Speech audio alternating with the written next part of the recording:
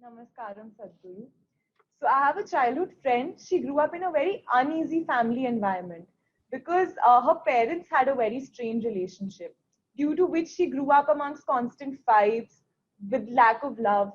So across the years, I've seen her grow up as a person who's become very reserved. She does not believe in love. She doesn't believe in the power of relationships.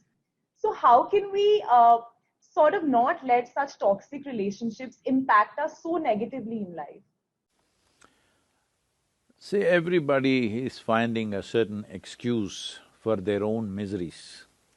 So my parents were like this, so I am like this. Well, this is unfixable because we can't change your parents now, all right? Hello? Can we change them now? So you need to understand this, especially if you have gone through tough situations in life or horrible situations in life, let's say. Is it not important that you become wiser sooner than other people? Sooner than other people who've grown up in comfort, who do not know what it is to see those things? Is it not very important that you should become wiser? No, instead you choose that you also become miserable because they were miserable people. So let us understand this much. You have an intelligence to recognize that they are living badly. How come you don't have an intelligence to recognize you are living badly right now? And you don't even have the fundamental integrity to see, if I am living badly, it is me who is making this. Because there may be situations and situations. For every one of us there are situations. In fact, the more you try to do in the world, the more and more many ugly situations you will have to face, whether you like it or you don't like it, okay? Now, because you face ugly situations, will you also become ugly? Or you will use this as manure to blossom into a wonderful flower? This is a choice that you have. So everything that hurts us, everything that in some way is negative in a given situation, whether you will become wise or you will become wounded is your choice. Do not look for ideal situations because there is no such place. There is no such place. Wherever you go, there will be something happening that you think is negative. Whether it's negative or not, I don't want to make a judgment. But in a given place, you think there is negative. A whole lot of people who have applied to get into your institution like ISB, they are all thinking, if I enter ISB, it is like heaven. But I'm sure there are many people in your institution who think this is the most horrible place, full of politics, full of nonsense, full of this. Aren't there such people? Hello? I'm sure they are there, you don't become one of them. Because in every place there are issues, all right? Where there are two people, there is an issue. How we conduct these issues depends on, are we in a state of conscious response to these issues, or are we in some compulsive reaction to these issues? This determines how we conduct ourselves. This has become a syndrome all over the world because they've all read a little bit of Freud, little bit of Maslow, little bit of all this European psychiatric stuff. And everybody is a psychiatrist. Because my parents were like this, I am like this. Come on, huh? Where is your intelligence? If your parents were like this, you must take a vow, you will never ever be like that. Hello? Yes or no? If your parents lived so badly, if it is true, I don't even know whether they lived badly or not. This is her perception of it, all right? We do not know how they lived, but going by her words, assuming it is true, if they lived badly, is it not your business to see never ever you commit such mistakes as they're committing in their lives? Is this not what human intelligence capable of? Or human intelligence is like, they study rats and make all kinds of conclusions about human beings today. Whole lot of experiments about human beings are on rodents. Be looking at the behavior of the rodents, people say, oh, human beings like this, like this.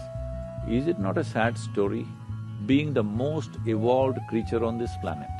I want you to understand, for you to come to this level of intelligence, it's taken millions of years of work, of evolution, to get you here, to the peak of evolution on this planet. So being the peak of evolution, are we displaying that we are the top of the world? Are we?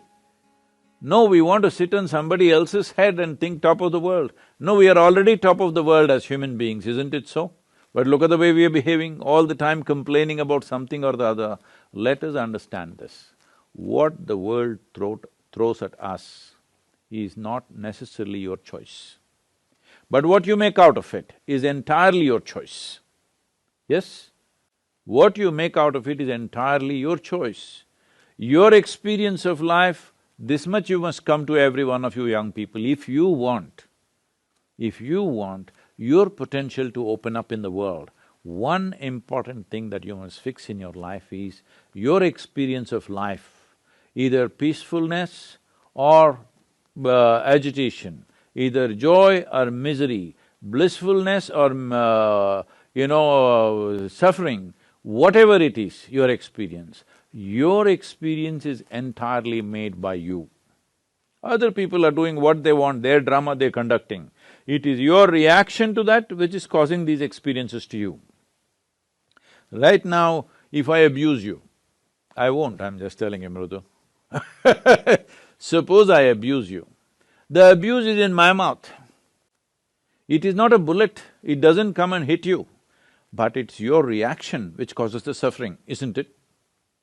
Suppose I abuse you nicely in Tamil language or Telugu or Kannada, this guy will understand that's a problem. But